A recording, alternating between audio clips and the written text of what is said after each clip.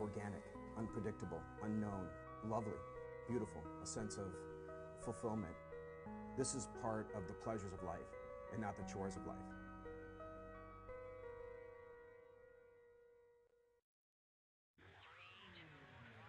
Coming up in this edition of Daily Iowan TV. Passover begins. Hear how the UI Hillel House is celebrating the Jewish holiday. And which state organization has to cut 10% of its budget by September. We'll tell you next. And in sports, we're touching all of our bases on the Monday evening whip around. All of that and more coming up. Daily Iowan TV starts now. I'm Tom Brokaw. For more than 100 years now, the University of Iowa community has been waking up to the Daily Iowan. Today, it's the largest newsroom in eastern Iowa. And now you can see the news every night on Daily Iowan TV and get it anytime worldwide at dailyiowan.com.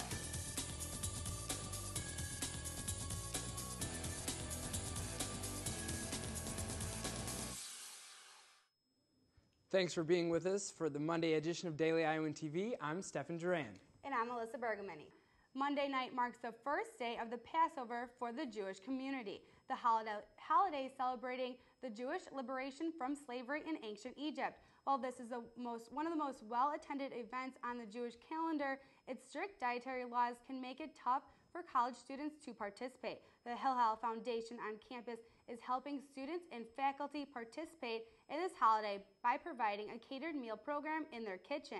We get a lot of students who will eat here the whole week because it's difficult to follow the special dietary laws of Passover when you're living in the residence halls or trying to cook for yourself.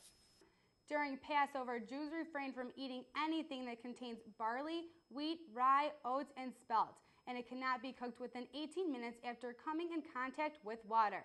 They also have such ceremonial plates and food as a Seder plate, shank bone, matzah, and ceremonial wine that must be present at the Seder meals. On the first night, the UI Hillel typically hosts about 75 to 100 people, and throughout the rest of the week, they usually host 30 to 50 people every meal. According to a previous interview with the Daily Iowan, Sorokin estimates there are about 600 Jewish undergraduate students at the University of Iowa. After responding to a pre-dawn 911 calls reporting gunshots, police arrested Samuel Lee Lockett the third early Monday morning. Lockett ran from police at about 7:30 a.m. and was eventually arrested on charges of interference with official acts and possession of a firearm as a felon. Lockett and others are allegedly involved in a fight at a party at 2024 Davis Street in Iowa City. Shots were reportedly fired at the time. A window was broken at the residence, but no one was hurt. In addition to Lockett's charges, a resident of 2024 Davis Street was cited for disorderly house. Iowa City's alleged peeping landlord will likely have his trial moved. Iowan Miller is accused of invasion of privacy on 11 different counts. Miller owned multiple Iowa City units, such as the one pictured here, and allegedly manufactured holes in residents' bathrooms to watch them. The 63-year-old's trial was supposed to begin on April 9th, but Miller's lawyer, Mark Brown, is requesting the trial be pushed back to an unspecified later date.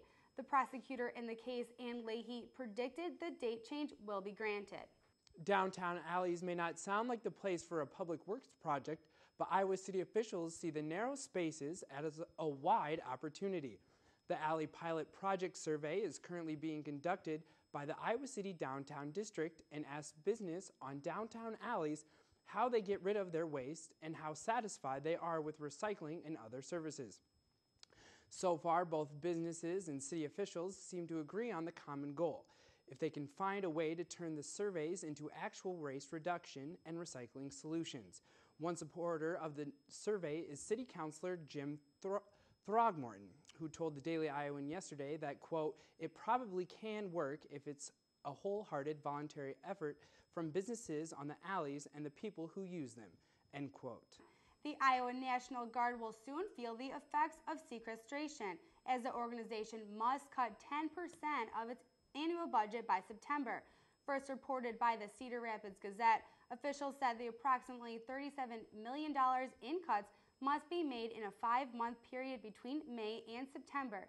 In particular, some full-time employees will have to take 1 unpaid day per week. Also, some departments could lose potentially 160 hours of manpower per week.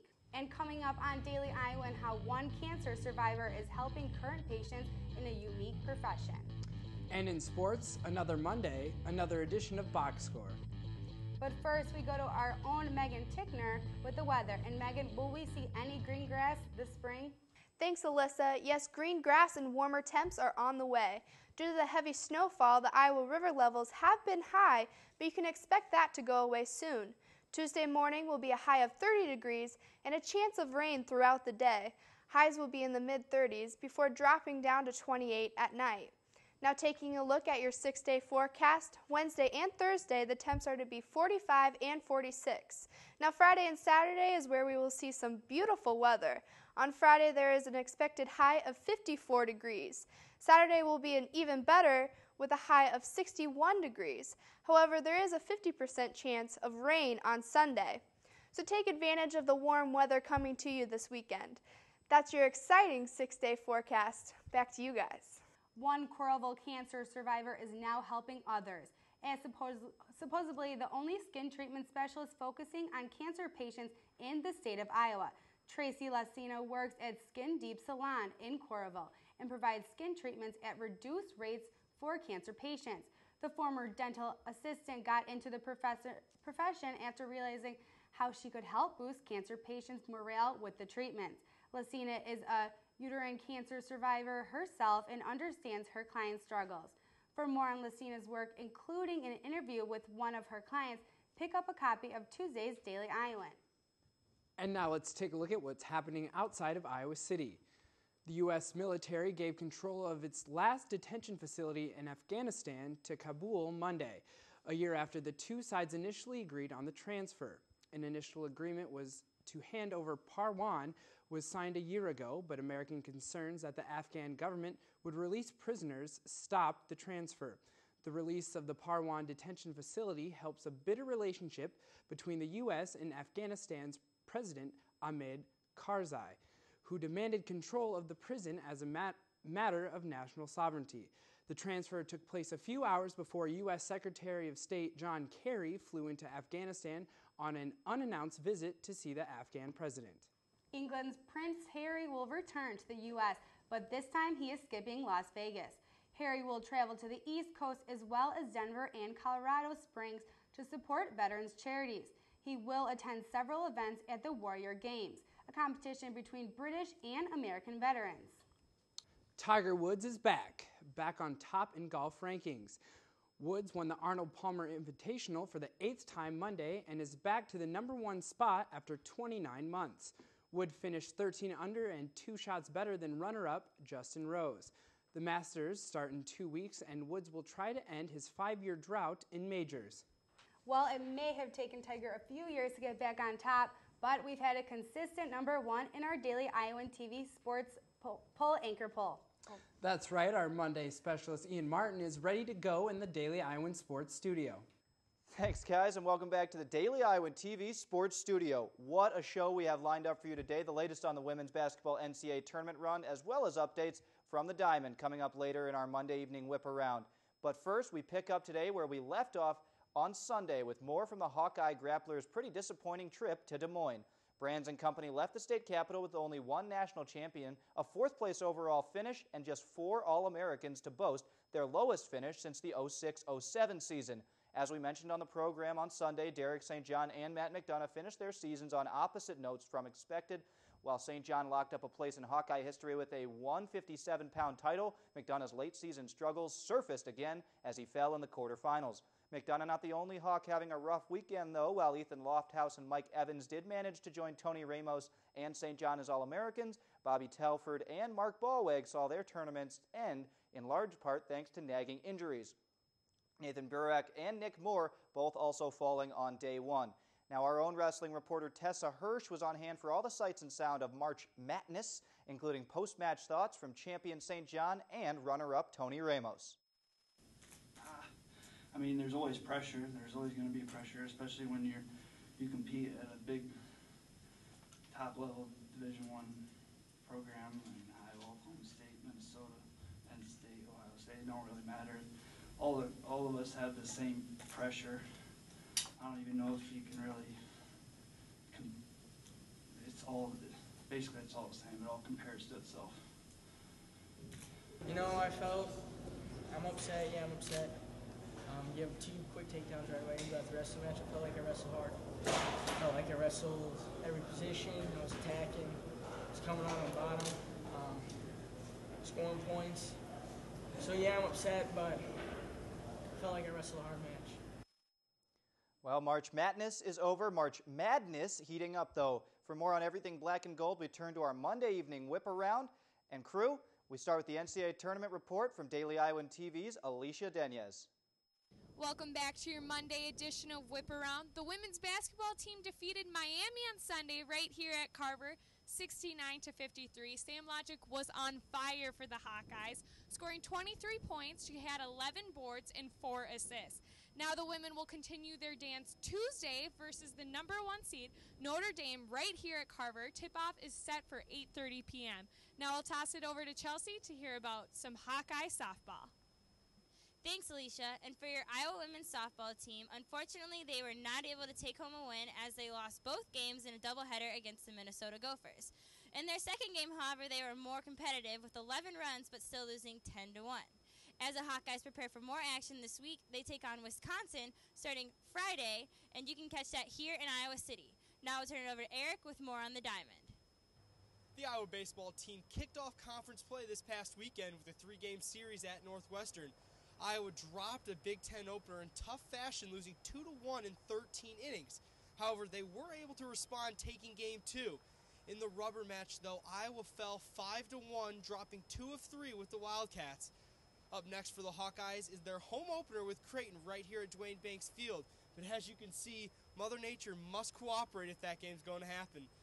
That's all for your Monday evening whip. Thanks, guys, and we can't get out of here without our daily dose of Hawkeye hoops. As always, we encourage you to think a little differently with the box score.